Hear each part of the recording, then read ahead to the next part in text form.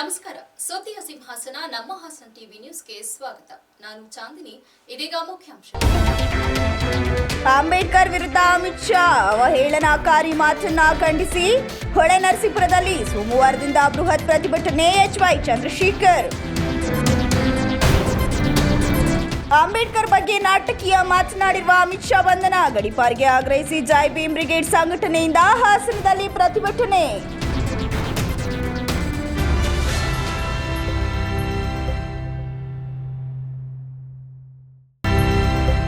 ಕೇಂದ್ರ ಗೃಹ ಸಚಿವ ಅಮಿತ್ ಶಾ ಸಂವಿಧಾನ ಶಿಲ್ಪಿ ಡಾಕ್ಟರ್ BR ಅಂಬೇಡ್ಕರ್ ಅವರ ಬಗ್ಗೆ ಅವಹೇಳನಕಾರಿಯಾಗಿ ಮಾತನ್ನು ಖಂಡಿಸಿ ಹೊಳೆನರಸೀಪುರ ಪಟ್ಟಣದಲ್ಲಿ ಸೋಮವಾರ ಬೃಹತ್ ಪ್ರತಿಭಟನೆಯನ್ನು ಹಮ್ಮಿಕೊಳ್ಳಲಾಗಿದೆ ಅಂತ ಜಿಲ್ಲಾ ಪಂಚಾಯಿತಿ ಮಾಜಿ ಸದಸ್ಯ HY ಚಂದ್ರಶೇಖರ್ ತಿಳಿಸಿದರು. ಪ್ರತಿಭಟನಾ ಮೆರವಣಿಗೆ ಬೆಳಗ್ಗೆ 10 ಗಂಟೆಗೆ ಡಾಕ್ಟರ್ BR ಅಂಬೇಡ್ಕರ್ ನಗರದಿಂದ ಪ್ರಾರಂಭವಾಗಲಿದ್ದು, ಅಂಬೇಡ್ಕರ್ ಅನುಯಾಯಿಗಳು ಸಹಸ್ರಾರು ಸಂಖ್ಯೆಯಲ್ಲಿ ಪಾಲ್ಗೊಳ್ಳುವುದರ ಮೂಲಕ ಪ್ರತಿಭಟನಾ ಕಾರ್ಯಕ್ರಮವನ್ನು ಯಶಸ್ವಿಗೊಳಿಸಬೇಕು ಅಂತ ಈ ಮೂಲಕ ಕೋರಿದರು. ಅಮಿತ್ ಶಾ ವರ್ತನೆಯನ್ನು ಖಂಡಿಸಿ ದೇಶದಾದ್ಯಂತ ಜನಪ್ರತಿನಿಧಿಗಳು ಸೇರಿದಂತೆ ಪ್ರಗತಿಪರ ಸಂಘಟನೆಯವರು ನಿರಂತರವಾಗಿ ಹೋರಾಟ ಮುಂದುವರೆಸಿದ್ದು, ಅವರೆಲ್ಲರ ಹೋರಾಟವನ್ನು ನಾವುಗಳು ಸದಾ ಬೆಂಬಲಿಸುವುದರ ಮೂಲಕ ಅವರೊಂದಿಗೆ ಕೈಜೋಡಿಸಲಿದ್ದೇವೆ ಅಂತ ತಿಳಿಸಿದರು. ಇವತ್ತೇನು ದೇಶಾದ್ಯಂತ ಇವತ್ತು ಪ್ರತಿಭಟನೆಗಳು ನಡೀತಾ ಇದ್ದಾವೆ. ಕಾರಣ ಈ ಕೇಂದ್ರದ ಗೃಹ ಮಂತ್ರಿ ಆದಂತಹ ನರೇಂದ್ರ ಮೋದಿ ಸರ್ಕಾರದ ಸಚಿವ ಸಂಪುಟದ ಗೃಹ ಮಂತ್ರಿ ಆದಂಥ ಅಮಿತ್ ಶಾ ಅವರು ಬಾಬಾ ಸಾಹೇಬ್ ಅಂಬೇಡ್ಕರ್ ಬಗ್ಗೆ, ಅಂದರೆ ಸಂಸತ್ನಲ್ಲಿ, ರಾಜ್ಯಸಭೆಯ ಸಂಸತ್ನಲ್ಲಿ ನಡೀತಿರ್ತಕ್ಕಂಥ ಅಂಬೇಡ್ಕರ್ ಬಗ್ಗೆ 75ನೇ ವರ್ಷದ ಸಂವಿಧಾನದ ದಿನಾಚರಣೆಯ ಅಂಗವಾಗಿ ಒಂದು ಸಂವಿಧಾನದ ಬಗ್ಗೆ ಚರ್ಚೆ ನಡೀತಿರ್ತಕ್ಕ ಸಂದರ್ಭದಲ್ಲಿ ಮಾನ್ಯ ಅಮಿತ್ ಶಾ ಅವರು ಅಂಬೇಡ್ಕರ್ ಬಗ್ಗೆ ಭಾಳ ಕೇವಲವಾಗಿ ಮಾತಾಡ್ತಾ ಅಂಬೇಡ್ಕರ್ ಅಂದರೆ ಪ್ಯಾಷನ್ ಆಗೋಗಿದೆ ಈ ದೇಶದಲ್ಲಿ. ಅಂಬೇಡ್ಕರ್ ನೆನೆಯೋಕ್ಕೆ ಬದಲು ಯಾವ್ದಾದ್ರು ಒಂದು ದೇವರನ್ನ ಅನ್ಕೊಂಡಿದ್ರೆ ಅವ್ರಿಗೆ ಸ್ವರ್ಗ ಸಿಗ್ತದೆ ಅಂತೇಳಿ ಮಾತಾಡ್ತಾನೆ ಅಂತಂದರೆ ಅಂಥ ಅಯೋಗ್ಯ ಗೃಹ ಮಂತ್ರಿ ನಿಜವಾಗ್ಲೂ ಈ ದೇಶಕ್ಕೆ ನಾಲಾಯಕು. ಅವನು ಯೋಗ್ಯತೆನೇ ಇಲ್ಲಿರ್ತಕ್ಕಂಥ ಗೃಹ ಮಂತ್ರಿಗೆ ಅರ್ಹನಲ್ಲ. ಯಾಕೆಂತಂದರೆ ಗೃಹ ಮಂತ್ರಿ ಅಂದರೆ ಇಡೀ ಸರ್ವ ಧರ್ಮೀಯರಿಗೆ, ಸರ್ವ ಜನರಿಗೆ ಸಾಮಾಜಿಕ ನ್ಯಾಯ ಕೊಡಿಸುವಂಥ ಒಂದು ಹುದ್ದೆ ಅದು. ಇವನ್ನ ನಂಬ್ಕೊಂಡ್ರೆ ಯಾರು ರಕ್ಷಣೆ ಕೊಡ್ತಾನೆ? ಇಲ್ಲಿ ಒಂದು ಹಿಂದೂ ರಾಷ್ಟ್ರ ಮಾಡ್ಲಿಕ್ಕೆ ಕೊಟ್ಟಿರ್ತಾರೆ. ವಕೀಲ HK ಹರೀಶ್ ಮಾತನಾಡಿ, ಡಾಕ್ಟರ್ BR ಅಂಬೇಡ್ಕರ್ ಅವರ ಭಿಕ್ಷೆಯಿಂದ ಅಮಿತ್ ಶಾ ಗೃಹ ಮಂತ್ರಿ ಆಗಿದ್ದು, ಅವರು ಈ ಕೂಡಲೇ ಮಂತ್ರಿ ಸ್ಥಾನಕ್ಕೆ ರಾಜೀನಾಮೆಯನ್ನು ನೀಡಿ ಸಾರ್ವಜನಿಕವಾಗಿ ಕ್ಷಮೆಯಾಚಿಸಬೇಕು ಅಂತ ಒತ್ತಾಯಿಸಿದರು.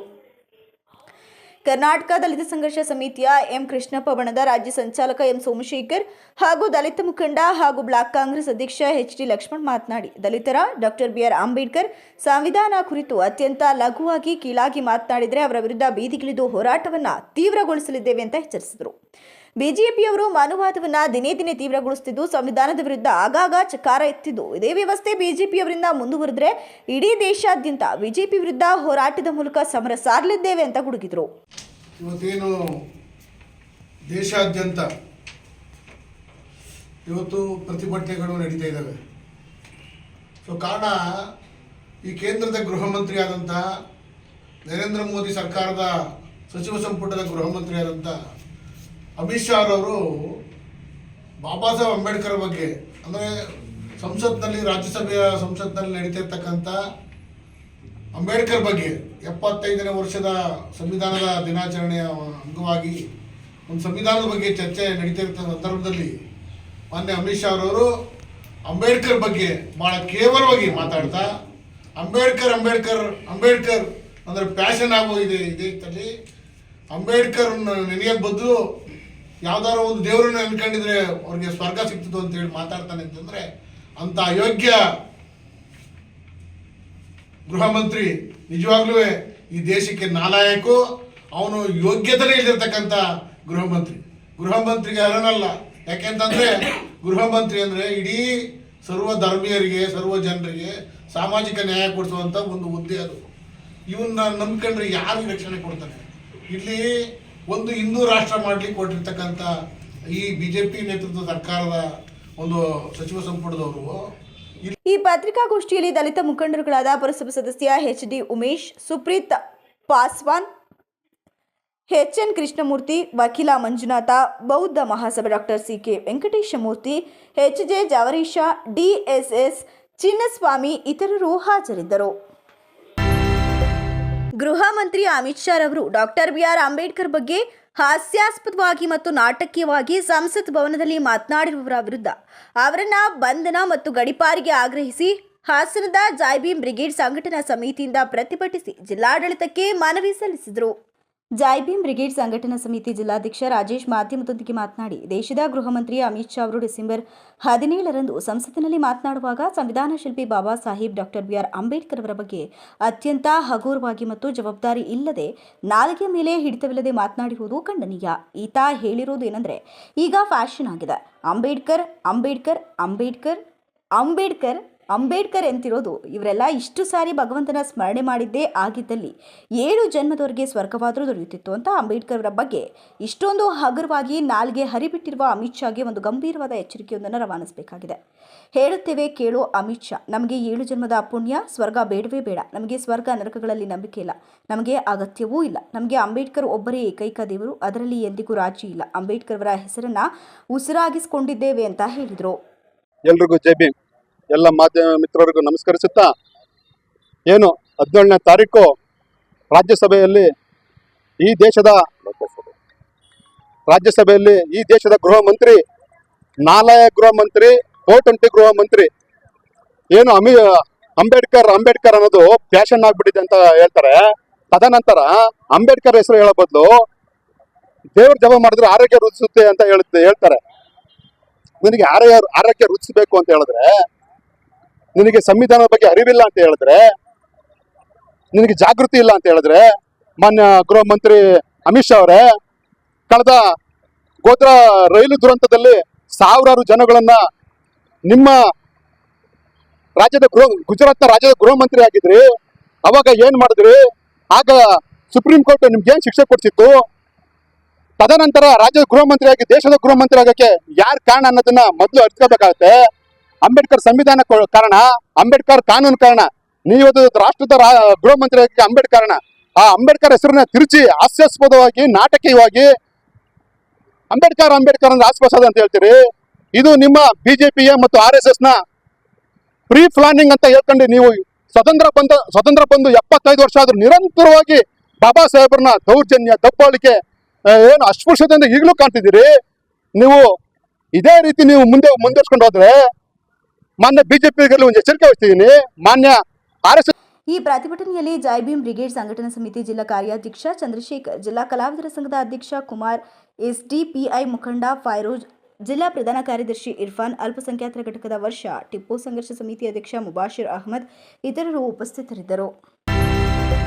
ಸಕಲೇಶಪುರದ APMC ಮೈದಾನದಲ್ಲಿ 2024 ಡಿಸೆಂಬರ್ 23ರ ಸೋಮವಾರದಂದು ಕರ್ನಾಟಕ ಬೆಳೆಗಾರರ ಬೃಹತ್ ಸಮಾವೇಶ ಮತ್ತು ವಾರ್ಷಿಕ ಮಹಾಸಭೆಯನ್ನು ನಡೆಸಲಾಗುವುದು ಅಂತ ಕರ್ನಾಟಕ ಗೋವರ್ಸ್ ಫೆಡರೇಷನ್ ಅಧ್ಯಕ್ಷ ಡಾಕ್ಟರ್ HT ಮೋಹನ್ ಕುಮಾರ್ ತಿಳಿಸಿದರು.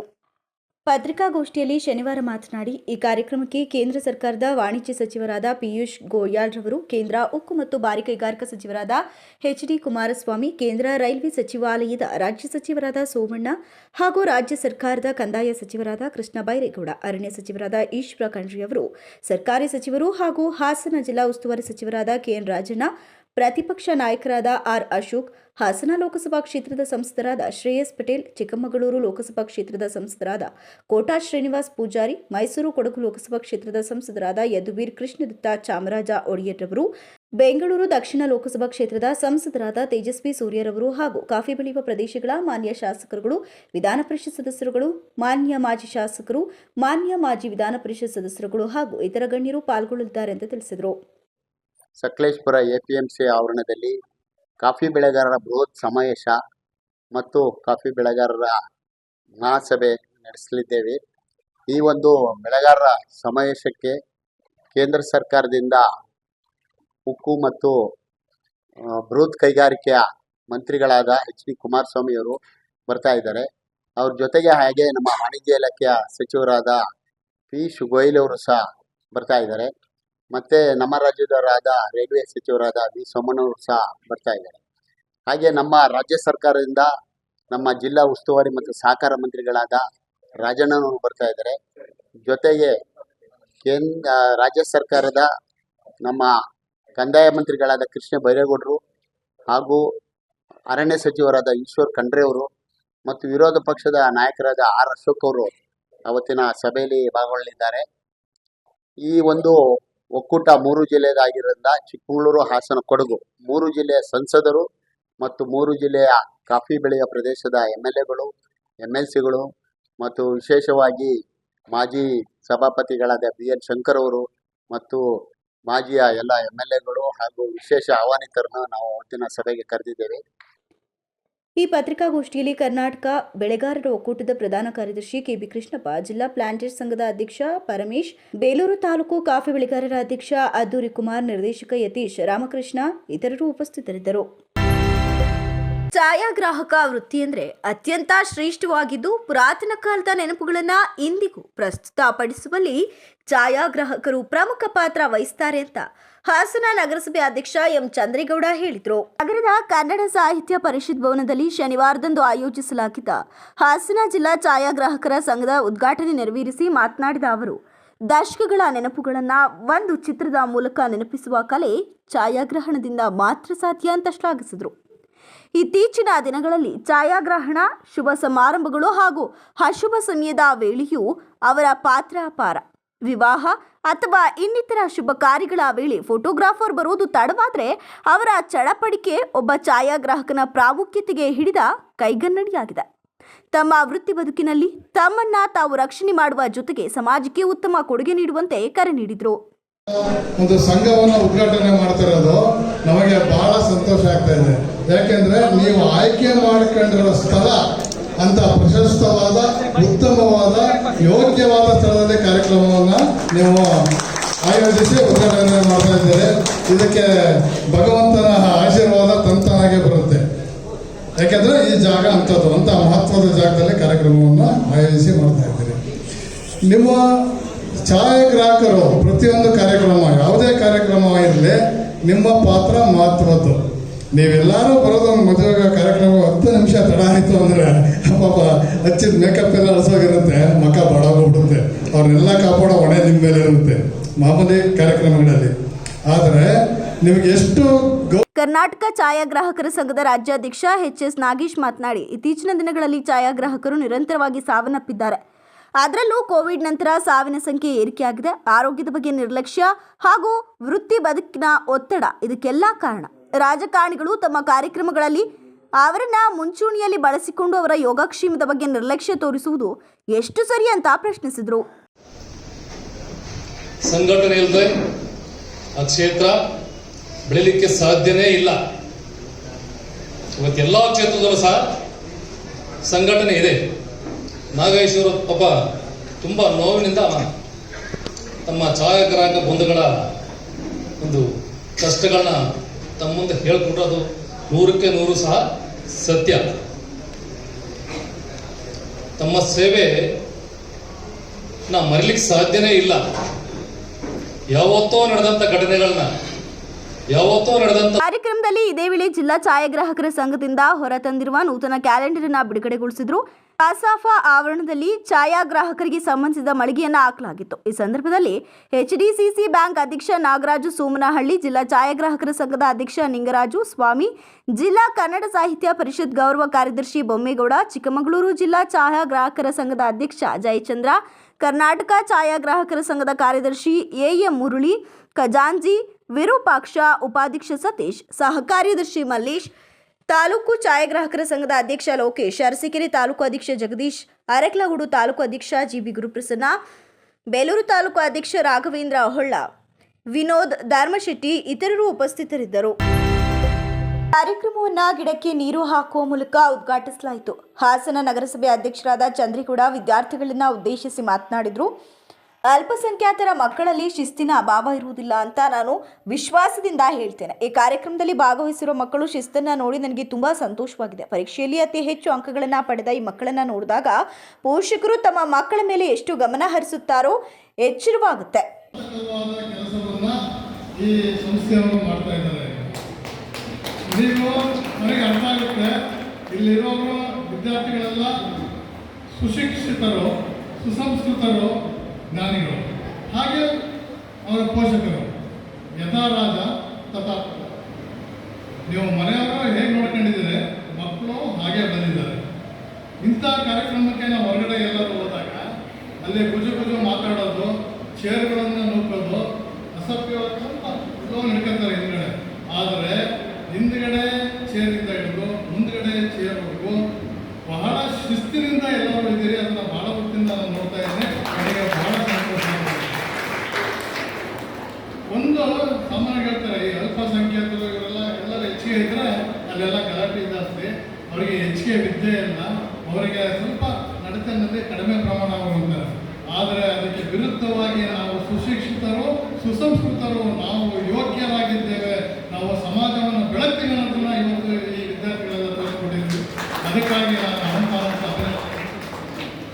ಆಮೇಲೆ ಈ ಬ್ಯಾನರ್ ಎಲ್ಲ ವಿಚಾರ ಹೇಳುತ್ತೆ. ಸ್ವಚ್ಛತೆ ಕಡೆ, ಆರೋಗ್ಯದ ಕಡೆ, ಶಿಕ್ಷಣದ ಕಡೆ, ಈ ಮೂರನ್ನೂ ನೀವು ಪಾಲಿಸ್ಕೊಂಡು ಬಂದಿದ್ದೀರಿ. ಇದಕ್ಕಿಂತ ಇನ್ನು ಹೆಚ್ಚಿಗೆ ನಾವೇನು ಹೇಳಬೇಕಾಗಿಲ್ಲ. ನಿಮ್ಮ ಶಿಕ್ಷಕ ಇರೋದು ನೀವು ಸಾಬೀತುಪಡಿಸಿದ್ದೀರಿ, ಆರೋಗ್ಯವಂತರಾಗಿದ್ದೀರಿ ಅನ್ನೋದನ್ನು ನೋಡ್ತಾ ಇದ್ದೀವಿ. ಆ ಸ್ವಚ್ಛತೆ ಅನ್ನೋದನ್ನ ಈ ಆವರಣವನ್ನೇ ನೋಡಿ ನಾವು ನೋಡ್ತಾ ಇದ್ದೀವಿ. ಎಷ್ಟು ಮಟ್ಟಿಗೆ ನೀವು ಈ ಅರೇಂಜ್ಮೆಂಟ್ಸ್ ಎಲ್ಲ ಮಾಡಿದ್ದೀರಿ. ಅದು ಅತಿಯಾಗಿ ಮಾಡಿಲ್ಲ, ಎಷ್ಟು ಬೇಕೋ. ಅತಿಯಾದರೆ ಅಮೃತನ ವಿಷ ಅಂತಾರೆ.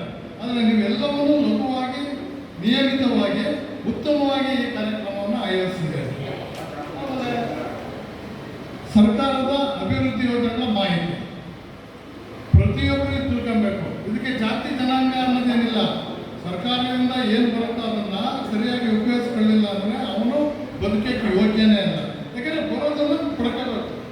ಜನಪ್ರಿಯ ಸಂಸ್ಥಾಪಕರಾದ ಬಿಆರ್ ಬಾಷೀರ್ ಅಹಮದ್ ಮಾತನಾಡುತ್ತಾ ಹಾಸನ್ ಹೆಲ್ಪಿಂಗ್ ಹ್ಯಾಂಡ್ಸ್ ವೇದಿಕೆ ಕುರಿತು ವಿವರಿಸಿದರು. ಅವರು ಹೇಳಿದರು, ನಮ್ಮ ವೇದಿಕೆಯ ಮುಖ್ಯ ಉದ್ದೇಶ ವಿದ್ಯಾರ್ಥಿಗಳನ್ನು ಶಿಕ್ಷಣ ಮತ್ತು ಸಂಸ್ಕಾರಗಳತ್ತ ಉತ್ತೇಜಿಸಲು ಹಾಗೂ ಅವರನ್ನು ಉತ್ತಮ ನಾಗರಿಕರಾಗಿ ರೂಪಿಸಲು ಸಹಾಯ ಮಾಡುವುದು. ವಿದ್ಯಾರ್ಥಿಗಳು ತಮ್ಮ ವಿದ್ಯಾಭ್ಯಾಸದಲ್ಲಿ ಹೆಚ್ಚು ಗಮನ ಹರಿಸಲು ಮತ್ತು ಸಂಸ್ಕಾರದೊಂದಿಗೆ ಬೆಳೆಯಲು ಇದು ಒಂದು ಆದರ್ಶ ವೇದಿಕೆಯಾಗಿದೆ ಅಂತ ತಿಳಿಸಿದರು. ಅಲ್ಲ, ಈ ಸಂಸ್ಕಾರವನ್ನು ಕೂಡ ಕಳಿಸಬೇಕು. ಜೊತೆಯಲ್ಲಿ ನಮ್ಮ ಹೆಲ್ಪಿಂಗ್ ಹ್ಯಾಂಡ್ಸ್ ಏನಿದೆ, ಹಾಸನ್ ಹೆಲ್ಪಿಂಗ್ ಹ್ಯಾಂಡ್ಸ್, ಇದರ ಮುಖ್ಯ ಉದ್ದೇಶ ವಿದ್ಯಾರ್ಥಿಗಳಿಗೆ ವಿದ್ಯಾಭ್ಯಾಸದ ಕಡೆಗೆ ಎಲ್ಲ ರೀತಿಯ ಪ್ರೋತ್ಸಾಹ ಕೊಟ್ಟು ಅವರನ್ನು ಒಳ್ಳೆಯ ವಿದ್ಯಾವಂತರನ್ನಾಗಿ ಮಾಡಿ ಒಳ್ಳೆಯ ಸಂಸ್ಕಾರವನ್ನು ಕೂಡ ಬೆಳೆಯುವಂತೆ ಮಾಡುವಂಥ ಒಂದು ನಮ್ಮ ಉದ್ದೇಶವಾಗಿದೆ. ಜೊತೆಯಲ್ಲಿ ಈ ಹಾಸನ್ ಹೆಲ್ಪಿಂಗ್ ಹ್ಯಾಂಡ್ಸ್ ಇದರ ಮುಖ್ಯ ಉದ್ದೇಶ ಮೂರು: ಒಂದು ವಿದ್ಯಾಭ್ಯಾಸ, ಎರಡನೇದು ಆರೋಗ್ಯ, ಮೂರನೇದು ಸ್ವಚ್ಛತೆ ಅಂತೇಳಿ ನಾವು ಆಲ್ರೆಡಿ ಇದರ ಉದ್ಘಾಟನೆ ಮಾಡುವಾಗ ನಮ್ಮ ಅಧ್ಯಕ್ಷರು ಎಲ್ಲರೂ ಅದನ್ನು ನಾವು ಆ ಸ್ಲೋಗನ್ ಮುಖಾಂತರ ನಾವು ಉದ್ಘಾಟನೆ ಮಾಡಿದ್ದು. ಸೊ ನಮ್ಮ ಮುಖ್ಯ ಉದ್ದೇಶ ಒಂದು ವಿದ್ಯಾಭ್ಯಾಸ, ಜೊತೆಗೆ ಆರೋಗ್ಯ, ಮೂರನೇದಾಗ್ಬಿಟ್ಟು ಸ್ವಚ್ಛತೆ, ಈ ಮೂರು ಕಡೆ ಗಮನ ಹರಿಸಬೇಕಂತ ಮಾಡ್ತಾ ಇದ್ವಿ. ಜೊತೆಯಲ್ಲಿ ಯಾರಿಗೆ ಏನೇನು ಸವಲತ್ತು ಸಿಗಬೇಕು ಆಲ್ರೆಡಿ ನಮ್ಮ ಅಧಿಕೃತರು ಎಲ್ಲರೂ ಹೇಳಿದರು. ನಾವು ಏನೇನು ಮಾಡ್ತಾ ಇದ್ವಿ, ಇಲ್ಲೇ ಒಂದು ಸೆಂಟರನ್ನು ಓಪನ್ ಮಾಡಿದ್ದಾರೆ. ಅದರಲ್ಲಿ ಎಲ್ಲ ರೀತಿಯ ಕೆಲಸಗಳು, ಯಾರೇ ಇರಲಿ, ಯಾವ ರೀತಿ ಅವರಿಗೆ ಹೆಲ್ಪ್ ಬೇಕು, ಸರ್ಕಾರದಿಂದ ಯಾವ ರೀತಿ ಬೇಕು, ಅಲ್ಲ ಯಾರಾದರೂ ಅವರಿಗೆ ಒಂದು ಅಪಾಯಿಂಟ್ಮೆಂಟ್ ಇದೆ ಅವ್ರಿಗೆ ಗೊತ್ತಿಲ್ಲ. ಎಷ್ಟೋ ಜನರಿಗೆ ಸರ್ಕಾರದಿಂದ ಯಾವ ಯಾವ ಸವಲತ್ತುಗಳಿದೆ ಅಂತ ಗೊತ್ತಿರಲ್ಲ.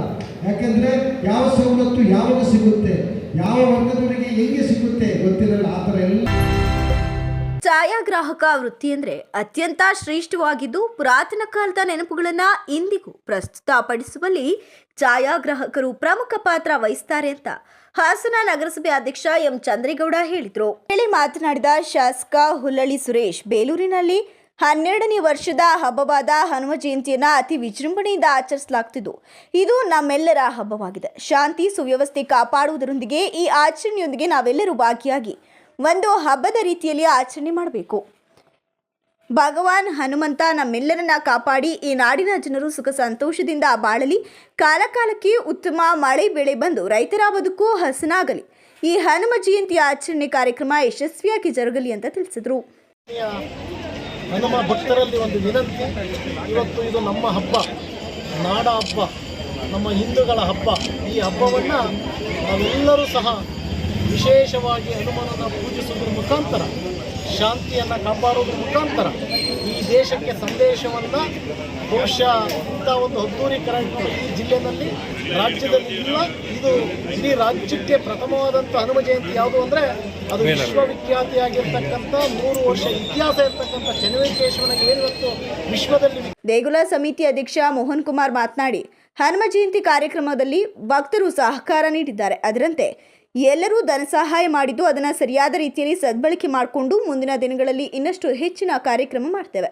ಸುಮಾರು 15,000ಕ್ಕೂ ಹೆಚ್ಚು ಭಕ್ತಾದಿಗಳು ಸೇರುವ ನಿರೀಕ್ಷೆ ಇದ್ದು ಬಂದಂಥವರಿಗೆ ಪ್ರಸಾದ ವಿನಿಯೋಗ ಏರ್ಪಡಿಸಿದ್ದೇವೆ ಹಾಗೂ ಈ ಕಾರ್ಯಕ್ರಮದಲ್ಲಿ ಯಾವುದೇ ರೀತಿಯಲ್ಲಿ ಅಹಿತಕರ ಘಟನೆಯಾಗದಂತೆ ಶಾಂತಿ ಸುವ್ಯವಸ್ಥೆಯಲ್ಲಿ ನೋಡ್ಕೊಳ್ತೇವೆ ಅಂತ ತಿಳಿಸಿದರು. ತಾಲೂಕಿನಾದ್ಯಂತ ಎಲ್ಲ ಭಕ್ತರು ಕೂಡ ಈ ಕಾರ್ಯಕ್ರಮಕ್ಕೆ ಸಹಕಾರ ನೀಡಿದ್ದಾರೆ. ಅದರಲ್ಲೂ ವಿಶೇಷವಾಗಿ ನಮ್ಮ ಏನು ಬೇಲೂರಿನ ಶಾಸಕರಾಗಿರ್ಬೋದು, ಪುರಸಭಾ ಅಧ್ಯಕ್ಷ ಇರ್ಬೋದು, ಮತ್ತು ತಹಶೀಲ್ದಾರ್ ಎಂ ಮಮತಾ ಮಾತನಾಡಿ 12ನೇ ವರ್ಷದ ಹನುಮ ಜಯಂತಿ ವಿಜೃಂಭಣೆಯಿಂದ ಪ್ರತಿ ಮನೆಗಳಲ್ಲಿ ಹಬ್ಬದ ರೀತಿಯಲ್ಲಿ ಸಂಭ್ರಮಾಚರಣೆ ಮಾಡ್ತಿದ್ದಾರೆ. ಶಾಂತಿಯುತವಾಗಿ ಈ ಹಬ್ಬ ಆಚರಣೆ ಮಾಡ್ತೇವೆ ಅಂತ ಅಧ್ಯಕ್ಷರು, ಮುಖಂಡರು ಹಾಗೂ ಕಾರ್ಯಕರ್ತರು ಹೇಳಿದ್ದಾರೆ. ಮೆರವಣಿಗೆ ನಡೆಯುವ ತನಕ ಕಂದಾಯ ಇಲಾಖೆ ಹಾಗೂ ಪೊಲೀಸ್ ಇಲಾಖೆಯವರ ಜೊತೆ ಇದ್ದು ಯಾವುದೇ ರೀತಿಯ ಅಹಿತಕರ ಘಟನೆ ನಡೆಯದಂತೆ ಎಚ್ಚರ ವಹಿಸುತ್ತೇವೆ ಅಂತ ತಿಳಿಸಿದರು. ಈ ಸಂದರ್ಭದಲ್ಲಿ ಪುರಸಭೆ ಅಧ್ಯಕ್ಷ AR ಅಶೋಕ್, ಸದಸ್ಯ ಜಗದೀಶ್ ತೀರ್ಥಂಕರ್ ಹಾಗೂ ಸಮಿತಿ ಸದಸ್ಯರು ಸೇರಿದಂತೆ ಇತರರು ಉಪಸ್ಥಿತರಿದ್ದರು. ಕೊನೆಯಲ್ಲಿ ಮತ್ತೊಮ್ಮೆ ಮುಖ್ಯಾಂಶಗಳು. ಅಂಬೇಡ್ಕರ್ ವಿರುದ್ಧ ಅಮಿತ್ ಶಾ ಅವಹೇಳನಕಾರಿ ಮಾತನ್ನ ಖಂಡಿಸಿ ಹೊಳೆನರಸೀಪುರದಲ್ಲಿ ಸೋಮವಾರದಿಂದ ಬೃಹತ್ ಪ್ರತಿಭಟನೆ. HY ಚಂದ್ರಶೇಖರ್. ಅಂಬೇಡ್ಕರ್ ಬಗ್ಗೆ ನಾಟಕೀಯ ಮಾತನಾಡಿರುವ ಅಮಿತ್ ಶಾ ಬಂಧನ. ಗಡೀಪಾರಿಗೆ ಆಗ್ರಹಿಸಿ ಜೈ ಭೀಮ್ ಬ್ರಿಗೇಡ್ ಸಂಘಟನೆಯಿಂದ ಹಾಸನದಲ್ಲಿ ಪ್ರತಿಭಟನೆ.